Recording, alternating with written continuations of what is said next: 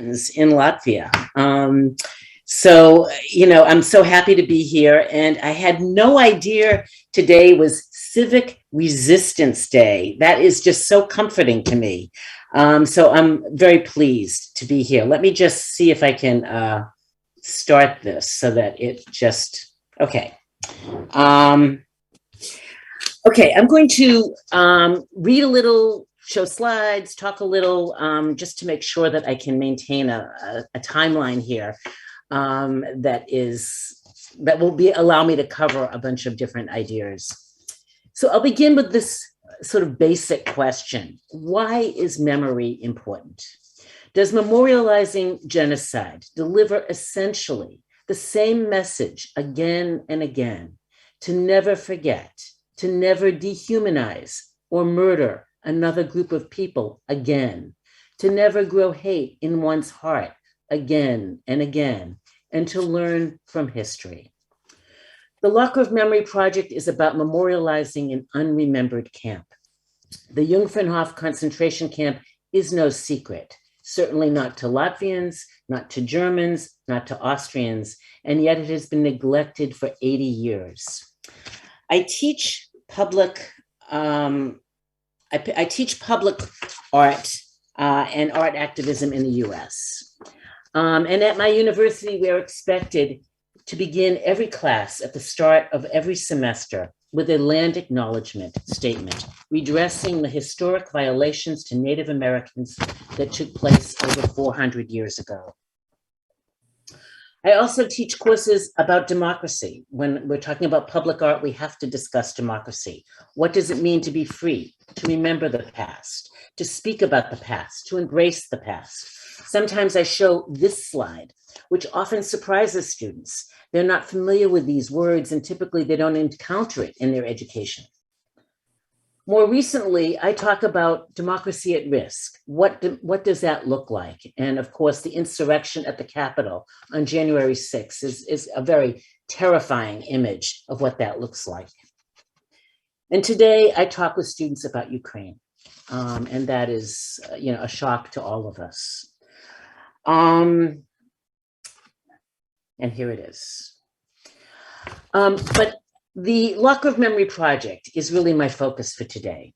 And it has many unique features. For starters, I am bringing memory to the place where my grandparents were murdered. The project counters feelings of helplessness and engenders feelings of efficacy and wholeness. The project maintains historic rigor and pursues the truth while producing novel opportunities for collaboration, bringing together the best of both worlds, excellence and flexibility. One cannot embark on a Holocaust project without anticipating disagreement. Tolerating disagreement is part of the creative process. Acknowledging difference is also fundamental to the experience of building trust. So in addition to growing big ideas together as a project team of varies 8 or 11, depending on how we're counting, we often occupy the spaces between ideas while reaching for a truthful representation of the past. The goal of the Lock of Memory Project is to restore memory and visibility to the Jungfernhof concentration camp. The camp is positioned as one of 5 different historic narratives at the site, one layered on top of another over a period of 800 years.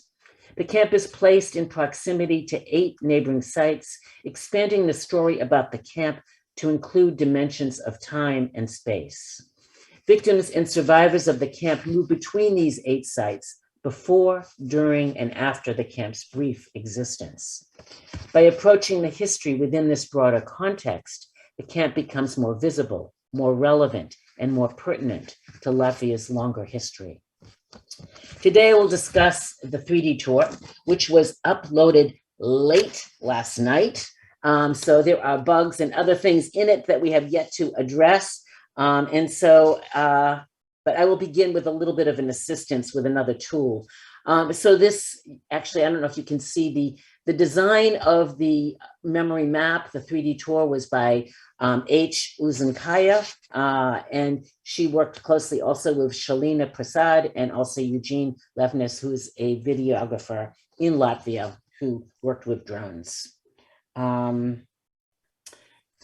So these are the 8 sites. So the 3D tour is a contemporary tool that promotes an exploratory mindset. The site offers different entry points, inviting each visitor to create a unique tour of the site.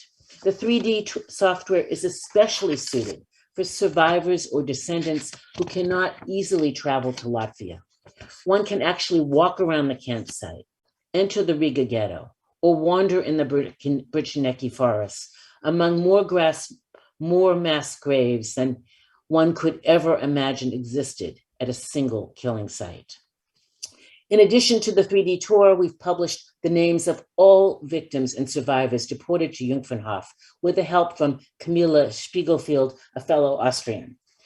We've also launched a detailed historic narrative about the history of the camp, written by our chief historian, Richard Splavniks, and a timeline of the site designed by Shalini Prasad and Richards, a 20-minute video about the Jungfernhof concentration camp, directed by me in collaboration with Ilya Lensky, Nick Krasnopevsez, and Richards, and coming soon, a deportation projection video. We've been very busy. All of these initiatives were generously funded by the German embassy in Latvia. And I will add that Ilya Lensky, director of the Jewish Museum, the Museum Jews in Latvia, is our chief advisor and team member. We are grateful for his expertise, and we could not do this project without him. While each of these items named are rich in content, they are by no means complete. We hope historians in Latvia, Germany, Austria, and the US and Israel will build on what we have produced to date. So I'm going to, these are just an overview of each of the maps that we've created for the 8 different sites. And they're all very different, and they all have different stories to tell, and they all are related to the story of Jungfernhof.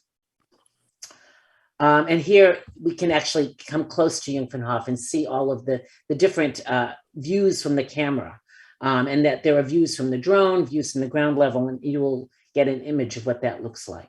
And this is the walk from the Shkiratava train station to the Jungfernhof concentration camp. So this is a video made by H. Uzenkaya last night to help just discuss how you use the site. That's talking about how you could either go down to this icon here and learn about how to navigate the tour, or you can directly jump into the tour by clicking one of these locations.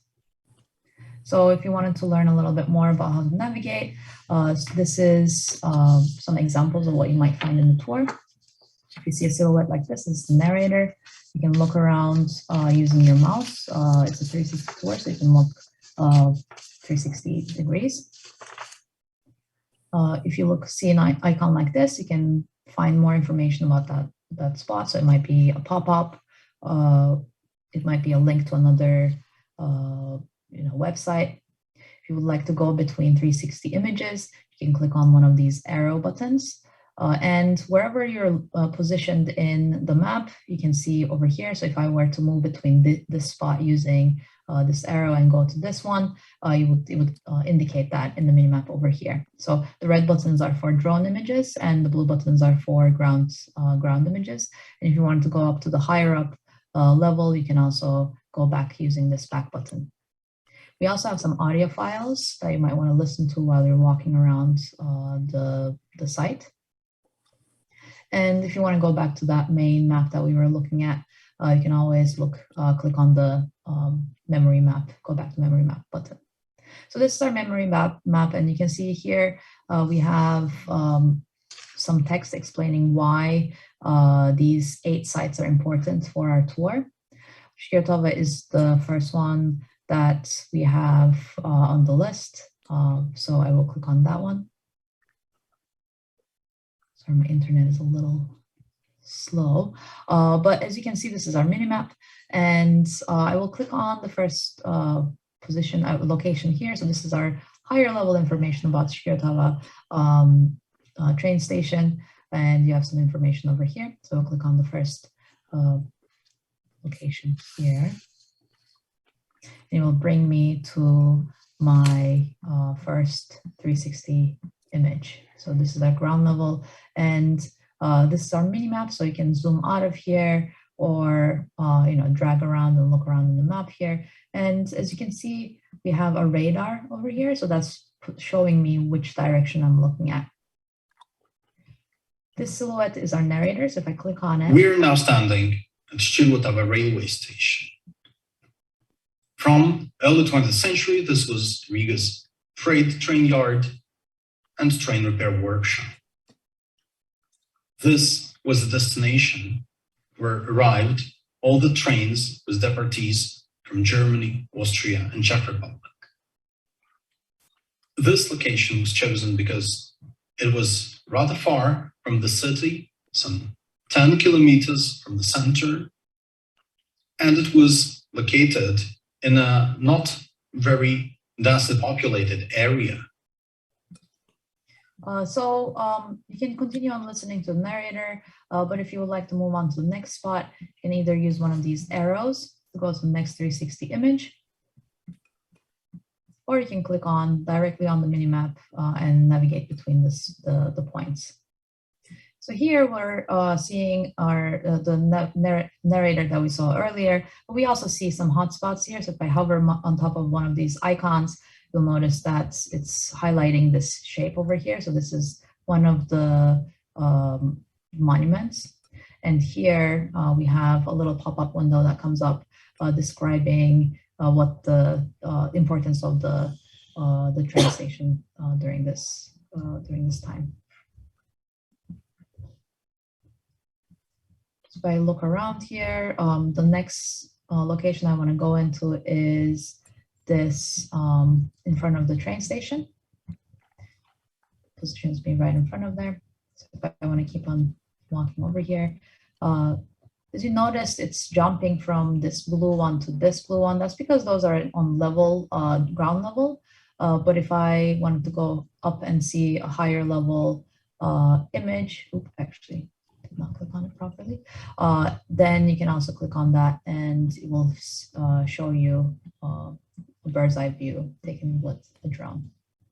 If I wanted to go back to the higher level and go back to my memory map, we can go back to the higher level image. And the next site I wanted to show you is Beginning Forest.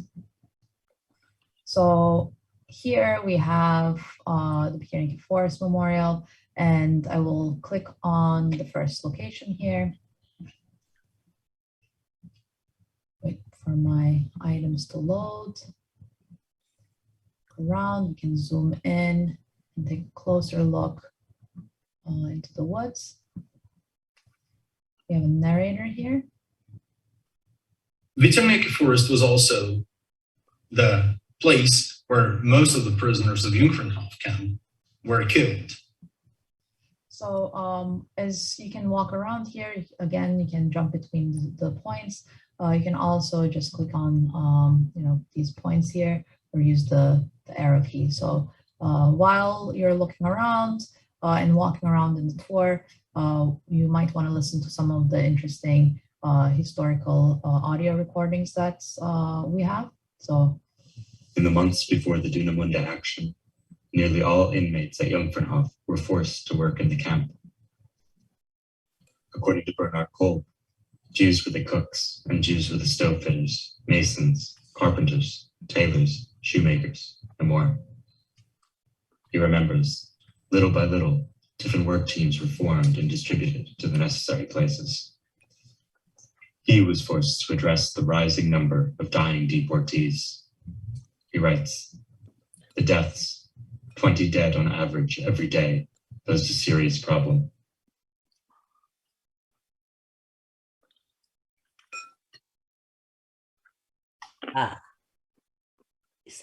That is the end. Okay. I thank H for making that video. There are some little bugs in our video, in our tour, that need to get worked out. So things are not quite clicking accordingly to the plan, but that will get worked out very quickly. But I think that gave you an impression of how the tour works and the variety of sites that we actually have included in the tour. It's also wonderful to hear everyone's voice on the screen. Evan is one of our historians, and the audio tapes are just phenomenal in terms of the stories that we've collected and how the extensive research of integrating all of these stories. So we've been working together for 2 years, and we're very close in terms of how we really admire each other's work. So I'm very grateful for this team, and there's expectations that we will continue our work together. This is a timeline that I wanted to mention to you. It was designed by both Richards and Shalini. And in this timeline, we really address 5 different historic narratives. So originally we expected, and you can see these narratives in the key, originally we expected to present the Jungfernhof camp essentially as an isolated object under investigation. However, the 3D camera demanded a different approach. Over a period of 80 years, the Jungfernhof concentration camp had been completely erased from view. The camp insisted on documenting what was visible, not invisible. The few remaining structures represented the earliest manor in Latvia, which was converted into Nazi headquarters. Here are the 5 historic narratives, and they're color-coded, which is what the tour addresses. Here's an example of a building that actually served dual purposes. It is in a historic manor, but it also is has a legacy of Nazi inhabitation of that site. What is most interesting, so basically we're talking not about just Jungfernhof, but we're talking about the land use and occupation over 800 years. And what I found particularly fascinating was the changing presence of Jews. In the 1600s was when Jews first arrived in Latvia, and the numbers grew to 94,000, 5% of the population in 1941. So at the Jungfernhof concentration camp, what's interesting, if you look at the color coding, is that the Jews are, in these different areas and times. But in 1941 and 44, at the Jungfernhof camp, it is the only time in Latvians' history where the Jews outnumbered the Latvians and the Germans at the site. But unfortunately, after the Duna Monday action, those numbers didn't persist. That was a major loss. And one day, 1,800 Jews were murdered in the Brichenecki forest. So while developing the Lock of Memory project, I also developed a survivor and heirs group. And I'm not sure whether I've done this, and I might come to that later, and just skip right now to how the search for a mass grave looms large in this project. So between 1941 and in December and March 26, 1942, around 800 inmates died from brutal treatment, disease, or were taken to nearby woods and randomly shot by the commandant of the camp. And because of the extreme temperatures during this harsh winter, the ground remained frozen. Bodies were piled up along a shed. And in 1942, in February, they were taken to a nearby field and dumped into a mass grave. So I refrain from using the word buried because that's not appropriate for the circumstance. In 2019, I invited Dr. Richard Frond, world-renowned Holocaust archaeologist, to come to the site using non-invasive ground-penetrating radar to search for a mass grave. So this is where we start. We start with drones. And what happened during that summer was that there were early indications using non-invasive ground-penetrating radar, ERT, to search for a mass grave, which looks like a car battery and wires pounded into the ground. And we have some examples of that on our Jungfernhof video, and I will show you a short trailer. So during the summer of 2001, early indications of 2 mass graves were identified. So there is, and here you can see the digital evidence of these findings. A second round of explorations will take place this summer, and we hope to confirm these findings. So this is the slide I thought we were coming to, and this is the slide of the heirs and descendants group that I am now meeting with.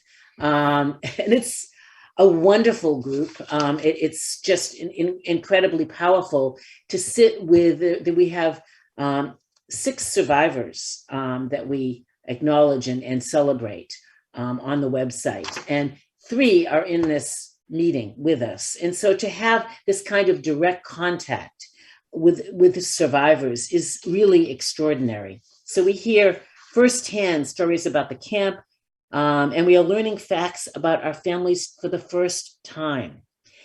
So as a group, we've developed a mission statement, and I'm not going to go through the whole mission, but to form a collective voice to represent and preserve the memories of our families and 3,985 victims of this camp, and to promote educational goals concerning the history of intolerance that led to the deportations, internment, dehumanization, and murders.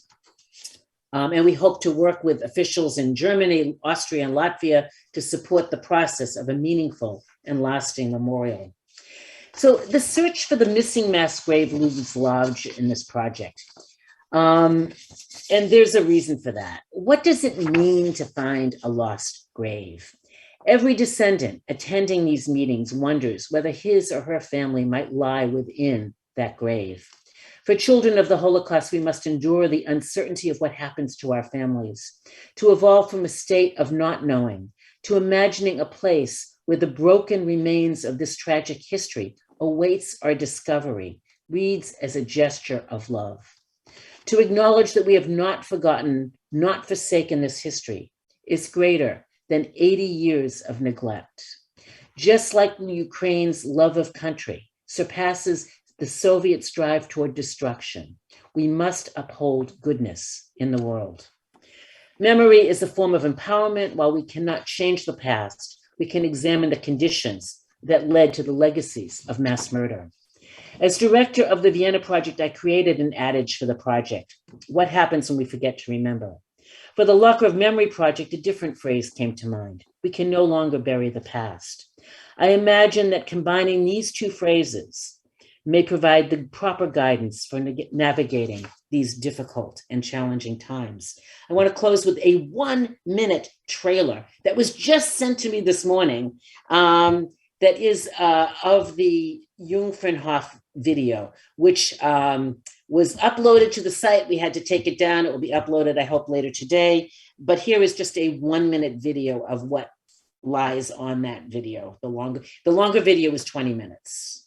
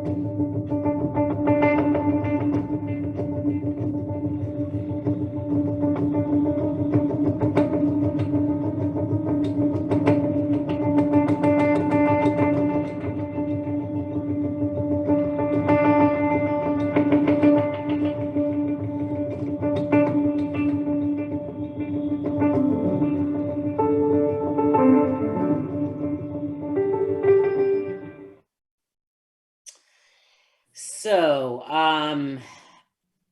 let me see if that stops the slide share, I hope. Yes. So that is a tease for the video. I hope you go to the website and find it later.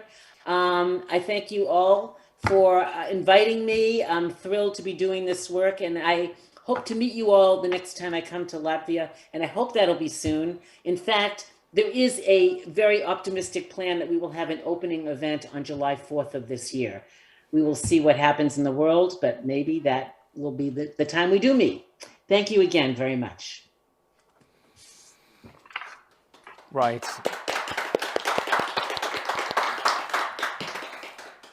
Thank you, Karen. So if that is the way how to express our appreciation and gratitude, it's amazing work that you've done it in a new exciting tool how to learn about history. And we just learned from you that you have set a new opening date, the 4th of 4th of July is the right date. It's Latvia's Remembrance Day, and we had hoped to do this on November 29th, which was canceled because of COVID. So we're hoping to have a very beautiful ceremony with a morning shroud and a whole day's worth of events, culminating, I hope, with projections on the Shkiratava train station. We have no idea whether all of these things will fall into place, how the world will look. Certainly, but we will keep our fingers crossed, and it should be rather late when these projections would work, because it's a long, as we call them, long white nights that we have middle of the summer. But nevertheless, we will be looking forward to it and keep in touch with you. I would have a number of questions, of course, which we would go through about the technologies that you used, about the creative process. One thing that is important to underline in this session, which is dedicated to the practical commemoration work, is this connection between content and the form, the way how we present things. And before you, we saw a new audio guide project by the Salaspils Memorial, which is just about to be shipped and on the opening of the season in April. And next we'll hear from Corey McLeod about the virtual reality project of the Lipke Memorial.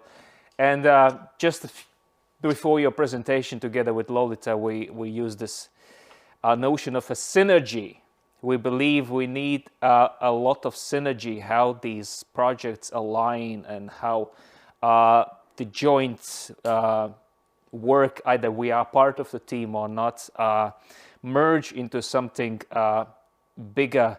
I was just wondering to ask, although there is no representative of the city council among us, but I just can report to you that we've been in a constant communication lately as part of the Memo Tours project with the it's a monument agency of the city council, who is responsible of approving any project and things.